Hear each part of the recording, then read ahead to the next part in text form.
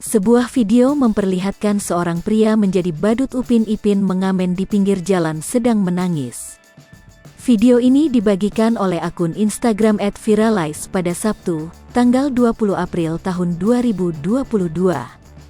Tampak dalam video di sebuah jalan raya terlihat seorang pria di balik kostum badut Upin Ipin duduk di pinggir jalan sambil menangis. Tidak diketahui mengapa pria tersebut sampai menangis sambil menutup wajahnya dengan kostum badut itu. Seorang pengendara pun merekam momen sedih dan haru di jalan raya itu. Tonton video viral tangis haru pria badut Upin Ipin di pinggir jalan di sini. Setelah video ini tayang, ramai menuai komentar dari warganet. Dan sampai saat ini belum diketahui pasti lokasi kejadian.